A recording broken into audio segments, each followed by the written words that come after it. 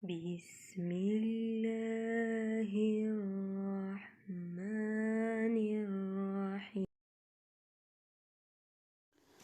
سورة النساء ركوع نمبر 21. أعوذ بالله من الشيطان الرجيم. بسم الله الرحمن الرحيم. إن المنافقين بشك منافقان يخادعون الله دوك وركوي الله لا وهو خادعهم حالانك الله بدوك كیا چولی دوی. وإذا قاموا هر کله چې ودرېږي له الصلاة مانځه قامون ودرېږي کساله په سستۍ سره یراؤون الناس خلکو ته د ښو دپاره ولا یذکرون الله او نه یادوي الله الا قلیلا مګر لږ مذبذبین حال دا دی چې مذبذب دي حیران او پریشان دي بین ذلک په منځ د کفر او ایمان کې په منځ د دې کې یعنی په منځ د کفر او د ایمان کې لا اله هؤلاء ندی په طرف د دې خلکو یعنی د مؤمنانو ولا اله هؤلاء او ندی په طرف د دغه خلکو یعنی د کفارو ومن یضلل الله وهغه څوک چې بېلاري کی الله پاک فلن تجد له سبیلا پس هرگز به بیا نه مومي دې لاره یا ایها الذین آمنوا ای خلک چې ایمان مو راوړئ لا تتخذوا الکافرین اولیاء منیسئ کافران ځان له ملګري دوستان من دون المؤمنین سوا د مؤمنانو نه مؤمن ملګری ساته دوست ساته کافر سره دوستانه مه کوه اتريدون آیا تاسو غواړئ ان تجعلوا لله چې تاسو وګرځوئ الله لره علیکم په ځان خپل باندې سلطانا مبینا دلیل ښکاره ان المنافقین بشک منافقان چې دی فی الدرک الاسفل من النار دی په درجه لاندې کې د اور په آخري یخ کې د اور به پراته ولن تجد لهم نصیرا او هرگز به بیا نه مومي دوی مددګار الا الذین تابوا مگر هغه کسان چې توبه یې ویسته و اصلحوا او د ځان اصلاح یې وکړله واعتصموا بالله او منګولې خښې کړې په دین د الله یعنی مضبوطی سهاره یې ونیوله د الله د دین و اخلصو دینهم او خپل خالص کو دین خپل لله الله لرا فاولئک مع المؤمنین نو دغه خلق د مؤمنانو سره دي وسوف یؤتی الله المؤمنین اجرا عظیما او زر د چې وربکې الله مؤمنانو له اجر لوی ما یفعل الله نکي الله پاک بعذابکم عذاب تاسو له نه درکوي الله عذاب تاسو له ان شکرتم کچری تاسو شکر وستو و آمنتم او ایمان راوړو تاسو وکان الله شاکرا علیما او دی الله پاک قدردان او پوها لا يحب الله الجهر نخو خوي الله پاک په زور اواز په زور خبره بسوء د بدی من القول د خبرینا نخو خي الله په اوچت اواز د بدی د خبرینا الا من ظلم مگر هغه چا چې ظلم پیو شو وکانه الله سميعا عليم او دی الله اوریدونکی او پوها ان تبدو خیرا کچری تاسو ښکاره نیکی کوي او تخفوه یا پټه نیکی کوي او تعفو عن سوء یا معافي کوي د بدینا فان الله كان عفوا قديرا بشک الله پاک دی معاف کوونکی او قدرت لرونکی ان الذين يكفرون بالله بشک هغه خلق چې کفر کوي د الله نه او رسوله او د رسول د هغه نه د رسولانو د هغه نه ويريدون او غواړي ان يفرقوا چې بیلتون راولي بین الله ورسوله په منځ الله او د رسولانو د هغه کې ويقولون او دی وای نؤمن ببعض چې مونږ ایمان راوړو په ځینو باندې ونکفر ببعض او مونږ کفر کوو د ځینو پیغمبرانو نه ويريدون او غواړي دوی ان يتخذوا چې ونیسي بین ذلک په منځ د کفر او د اسلام کې سبیلا یوه لاره اولئک دغه خلق هم الکافرون حقا دوی کافران دي په حقا واعتدنا للکافرین او تیار کړی دی مونږ د پاره د کافرانو عذابا مهینا عذاب رسوا کوونکې ذلیله کوونکې والذین آمنوا بالله او هغه کسان چې ایمان راوړی دی په الله او رسوله په رسولانو د هغه ولم یفرقوا او فرق ونه کو بین احد منهم په منځ د یو پیغمبر کې هم د دوی نه اولئک دغه خلق دی سوف یؤتیهم زر د چې وربکې الله دوی ته اجورهم اجرونه د دوی وکان الله غفور رحیم او دی الله پاک بخونکې او مهربانه اوس په دې رکوع کې الله رب العالمین د منافق ذکر کوي چې دا منافقان چې کله د مسلمانانو سره ځان ګڼي او کله د کافرو سره ملګرتیا کوي او په دواړو خبرو کې مذبذب دي، لکه نه کفر ته مکمل ورځي نه اسلام ته مکمل ورځي. دوی وایي چې ګینې چې کوم ځای کې فایده وي بس موږ به هغې طرف ته ځو. نو هو د مسلمانانو سره دوستانه او ځان د مسلمانانو سره حسابوي، هو د کافرانو سره دوستانې پټې پټې کوي او ځان د کافرو سره حسابوي. نو الله فرمایي چې دوی وایي چې ګینې موږ الله له دوکه ورکوو او لکه مونږ په فایده کې یو، خو دوی ته پته نشته، دوی په خپل ځان په دوکه کې اچولی، دوی په خپله په دوکه کې دي که نه. بیا الله فرمایي د منافق غټه نښه دا ده چې کله دی مانځه ته پاسي نو مانځه ته په سستی پاسي. د منافق سړي مانځه ته ډډې نه لګي، د هغه ډډې لګېدل د شیطان په کارونو کې د هغه ډډې لګي، په فضولو کارونو په عبس کارونو کې د هغه وخت ضایع کېږي. نو د منافق منځ الله رب العالمین فرمایي یراؤون الناس، خلکو ته د ښوو دپاره چې ګینې زه مونځ کومه، ولا یذکرون الله الا قلیلا، او د الله ذکر دپاره دی مونځ نه کوي. اوس خبره دا وه چې په هغه وخت کې خو نبي صلی الله علیه وسلم امامتي کوله، نو دا به لازمي خبره وه چې څوک به راغی مانځه ته به راغی، څوک نو پته به یې لګېده چې دی لکه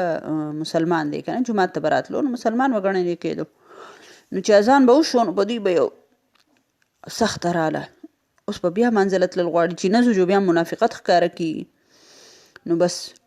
په دوی باندې به یوه سخته وه، په مانځه کې به د خشوع او د خضوع نوم هو نه و، بس صرف د زړه هغه چالاکي او مکاري او ظاهري فایدې او د هغه حرکات او سکنات به یې داسې وو که نه، هغه ناسته پاسته او هغه د مانځه هغه طریقه به یې داسې وه چې سپا به یې پته لګېده چې بس یو بوج به و، بیا چې څنګه به سلام وګرځېدلو سیده به جومات نه واده څه خوند به یې وله نه ورکوو ناستې که نه. لکه دې ته به یې نه وی چې نبي صلی الله علیه وسلم مجلس دی چې کینو څه تپوس وکړو څه ځان پوهه کړو ښکلې خبرې واورو حدیث واورو، نه نه نه، په دې کې څه دلچسپي نه وه، صرف به دونه حاضر شو چې بیا یې پته لګېده چې منافقان دي که نه. نو نن هم چې څوک د ډېر خلک د مور د یاري یا د پلار د یاري یا د بل چا د یاري یا د خلکو د یاري یا د دې نه مونځ کوي، نو الله دې امان وکړي، الله دې امان وکړي. نو هغه د منافقت مونځ دي که نه، ځکه چې د الله د رضا دپاره مونځ چې دی هغه حقیقي مونځ دی چې الله پې دله بدله درکړي. بیا نبی صلی الله علیه وسلم فرمایي چې د منافق مونځ دایي چې نور ته ګوري چې هی دی روان دی روان دی، نو چې کله نور د شیطان د دوه ښکرو په منځ کې پرېوځي نو دی پاسې د منظر د مازدیګر مانځه ته زر یو څو ټونګې ووهي او الله پکې ډېر کم یادوي. بل حدیث کې حضرت ابو هریره رضی الله عنه فرمایي وایي رسول الله صلی الله علیه وسلم فرمایل چې په منافقانو باندې د سحر مونځ او د ماسخوتن مونځ ډېر دروني، او کچری خلکو د دې ثواب وپېژندو، نبی صلی الله علیه وسلم فرمایي د ماسخوتن او د سحر د مانځه ثوابونه، نو چې د دې دواړو منځونو ثواب چې دا دونه ډېر ثواب دی په دې دواړو منځونو کې چې خلک به چې تللی نه شو نو لکه د خپاړو به راتلو خو ځان به یې مانځه ته حاضروو، دونه د دې دواړو منځونو ثواب دی. او زه اراده وکړمه چې مؤذن ته ووایم چې تو اذان وکړه، هغه تکبیر ووایي الله اکبر ووایي، او زه د خلکو ته د امامتۍ حکم ورکړمه او بیا وګورم او ور را سره یو چې کم خلک په کورونو کې دي او مانځله نه دی راغلی چې د هغو کور ته ور ورته کم او کورونه وله وسوځوم که نه. بیا نبی صلی الله علیه وسلم فرمایي وایي د قیامت په ورځ به د ټولو نه بدترین هغه انساني چې هغه دوه مخې چې یو ته راشي یو شان خبره کوي او چې د هغې نه پاسې بل طرف ته لاړ شي د هغې سره بل شان خبره کوي. بیا الله فرمایي د منافقانو د دوستۍ نه به ځان ساتئ، څنګه چې د غیر مسلمو د دوستۍ نه ځان بچ که، د کافرو د دوستۍ نه ځان بچ که، دقه شانتې د منافق سړي د دوستۍ نه به ځان بچ کې، ځکه چې دا د الله په نزد د سزا مستحق دی. او سزا یې څنګه ده؟ الله فرمایي ان المنافقین فی الدرک الاسفل من النار، منافق په د جهنم په آخري درجه کې،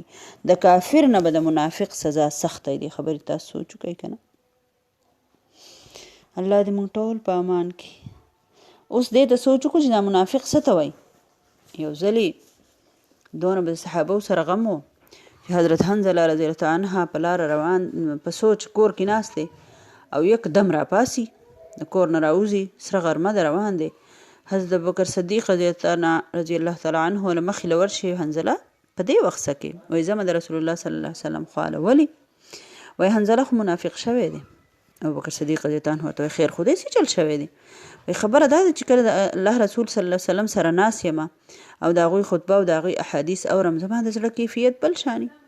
او چې کله زه کور ته راشم او د ښځې بچو کور کې لکه د کور په کارونو په دې کې مشغول شم نو زما د زړه حالت بدل شي، نو دا خو منافقت شو هلته یو شان یم او دلته بل شان یم نو زه به د الله رسول ته خپله خبره وړاندې کوم. دونه به صحابه د خپل ځان جایزه اخسته. زما خویندو د ځان جایزه اخلئ، احتساب کوئ د ځان سره. نو ابوبکر صدیق رضی الله عنه ورته فرمایي وایي داسې خو زوم یم ځم د یارې نه هغه روان شي، دواړه لاړ شي پاک نبي صلی الله علیه وسلم ته بې وخته حاضر شي. خیر خو دی نبي صلی الله علیه وسلم تپوس وکړي و یا رسول الله صلی الله علیه وسلم موږ خو منافقان شوي یو. څه چل دی؟ خبره دا ده، خپله خبره ورته پیش کړه د الله رسوله صلی الله علیه وسلم. ستاسو سره ناست یو زموږ حالت بدل ستاسو نه پاس زموږ حالت بدل شي، کور کې به دنیا کې بیا مشغول شو. پاک نبی صلی الله علیه وسلم ورته فرمایي تاسو چې دلته ناستئ او دا کومه رڼا دغه ستاسو سینې ته کوزیږي نو دغه کافي ده. که چېرې دغه شانتې تاسو ټوله زندګي وای څنګه او په کور کې هم دغه شانتي وای نو بیا خو تاسو سره به بیا په لارو کوڅو کې فرشتو په خیرونه کول. مطلب خیر دی خو دا کور او دغه کې د حدیث مفهوم داسې دی که نه چې ګنې دا دلته چې کښېنئ او دا کومه نور او رڼا ستاسو سینې ته کوز شي نو دغه کافي ده. نو په دغې بیا هلته عمل کوئ. داسې کیفیت خو ظاهره ده نه شي کېدی. موږ چې قرآن ته ناست یو موږ چې درس اورو زموږ حالت بالکل بدلي که نه بنده سم بل ځای کې لکه داسې یې لکه موږ چې د رسول الله صلی الله علیه وسلم په خوا کې ناست یو، مدینه منوره کې ناست یو، داسې یو سوچ پته نشته ستاسو به راځي که نه، ضرور به راځي که نه. قرآن ته بنده ناست حالت بدلي. نو سوچ وکړئ د الله د رسول صلی الله علیه وسلم د خولې مبارکې نه بنده قرآن او حدیث اوري نو څونه خوند به یې کوو. نو ځکه د صحابو سره دا غم پیدا شوی و چې هسې نه چې موږ منافقان یو. نو الله ورته فرمایي چې نه دا منافقت نه دی، په دنیا کې خو به خامخا ته دا کارونه کوې د ښځې د بچو د خدمت د معاش منډه ترړه دفتر او دکان او کاروبار او که نه، خو په هغې کې به د الله د رضا خیال ساتئ او نور چې دی د دقیق وخت رڼا چې ده کومه چې قرآن تاسو ته سینې ته کوزیږي دغه هم کافي ده. پاک نبی صلی الله علیه وسلم فرمایي د منافق 4 نښې دي. په چا کې چې 4 واړه وي نو دا پوخ منافق دی. چې په چا کې یوه وه نو د منافقت یوه نښه ده، نو د ځان نه لرې کړي او هغه دا ده چې امانت ورسره کېښودلی شي نو دی خیانت کوي، چې خبره کوي نو دروغ وایي، چې وعده وکړي نو بې وفایي کوي، وعده نه پوره کوي، او چې جګړه کوي غوسه وله ورشي نو بیا کنځل او خیرې کوي. دا 4 واړه خبرې ده پکې شته، ناشنا خبرې ګورې نه دي، ډېرې ګرانې خبرې هم نه دي. امانت کې خیانت کول، د الله امانتونه، دا وجود د الله امانت دی، دا سترګې، دا بچي، دا غوږونه، دا لاس او خپې، دا ټول د الله امانت دی، دا مال د الله امانت دی، دا صلاحیتونه چې الله راکړي، قوتونه چې الله راکړي دا امانت دی. دا په کومه لار کې خرج کوو نن لګیا یو؟ دا د الله د رضا مطابق خرج کوو. څوک درته خبره پټه وکړي ګورې چاته یې ونه کړې، مشوره هم امانت دی که نه. پټه خبره د چا د مشوره واخیسته یې پټه خبره درته د راز وکړله ته یې ول ښکاره کړې خلکو ته یادې چې ما ته یې وی چې ما یې کوه خو لکه ما تا ته وکړه ګورې تو یې چاته ونه کړې. په کار دی بل بنده ته چې ولې به یې نه کوم، هر چا ته به یې کوم چې تا وله ونه ساتله ما ته خو چا نه دی ویلي. نو دا زموږ نن د امانتونو حال دی. جو څوک په امانت کې خیانت کوي هغه منافق دی، توبه وباسئ. بیا چې څوک دروغ وایي، چې څوک د عمل له هم دروغ وایي، که په عمل کې هم لکه په قرآن وی او عمل دی خلاف دی نو دا ته د عمل له دروغ وایي که نه. څوک په ژبه دروغ وایي، یوه خبره واورئ 2-3 سره یو ځای کې او پته نشته چې څنګه یې خورېږي، د دې نه ځان ساتئ. دا د منافق نښه ده. ټول توبه وباسئ. څه دروغ هم ویلي توبه وباسئ، د دپاره دروغ مه وایئ. ځینې خلک وایي نه خاوند ته وایي د صلاح په خبره کې وایي د روغې په خبره کې د دروغ ویل خیر دی. یو استاد یې راته وایي سکول ته لاړ شم، د سکول نه بیا په مخه چېرته مې غم ښادي یا صحیح نو زه لاړ شم، زه خپل خاوند ته غږ نه کوم، دروغ ورته ووایم چې نن ډریور نه و راغلی ګاډی لیټ شو یا څه نور په هغې کې مونږ خپل یو ځل مبارکې کوو نو خیر دی. ما ولې خیر دی؟ نه نو وایي دا خو د اصلاح دروغ دی. ما ولې د اصلاح دروغ دی؟ مه کوه که نه چې خاوند پرې خفه کېږي هغه ځل مبارکه مه کوه. دا د اصلاح دروغ نه دی. د اصلاح دروغ داسې چې هغې انتهایی شدید کیفیت یې لکه وایي داسې خبره ده لکه اوس یو کس دی او هغه دشمن ورپسې دی بې ګناه مسلمان دی، دشمن ورپسې دی او ته هغه ستا کره راشي ته وله پناه ورکړې هغه دشمن راشي وایي ستا کره شتې ته ورته وایي چې نه، نو دغه دروغ خیر دی ځکه چې تا د یو انسانیت دغه بچ کې. نو دا چې په دې وړو وړو خبرو کې ستا څه خوښه هغه کوه بیا دروغ وایه، بیا وایي دا مصلحتي دروغ دی. مصلحتي دروغ دی ته نه وایي، هغه دا چې ته لکه ډېر اهم حالت یې د مصلحتي دروغ بیا ویلی شي که نه. داسې خو بیا مطلب دا شو چې دروغ اجازت دی که نه.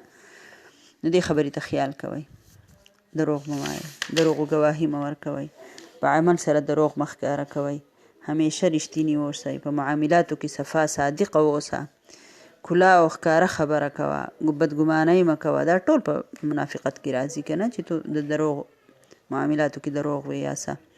بیا درېیمه خبره چې وعده کوي خلاف ورزي کوي. د الله سره هم وعده کړې د لا اله الا الله محمد رسول الله، او بیا روانه یې فالونو له دغه له جادوګرۍ له مختلف عاملانو له دا چلونه کوي، نو دا ټول ګناه ده. د خپل عمل نه دا ثابته که الله تا سره مې وعده کړې هم به یې پوره کوم، او که د بندیانو سره وعدې وکوئ نو هغه هم پوره کوئ. او څلورمه خبره چې غوسه وله ورشي نو په قار کې کنځل کوي او خیرې کوي. وایې څه حالم دی، کنځل خیرې کوئ، منافقت نښې در پکې دي. نو الله مکه که منافقت نښې در پکې، نو بیا هم ځای د جهنم هغه اخري لاندې کنده ده، اخري ځای د کافر به د پاسه په تاسو باندې، د هغه درجه به دنه لږه سپکئ، د منافق درجه به ډېره ګرانه. الله دې مونږ ټول په امان کې، الله دې زمونږ نه د منافقت نښې وباسي چې په چا کې دي، الله دې د ټولو نه وباسي. الله دې زمونږ په حال رحم وکړي. الله فرمایي الذین تابوا واصلحوا واعتصموا بالله واخلصوا دینهم لله. ښکلې خبره الله فرمایي که نه،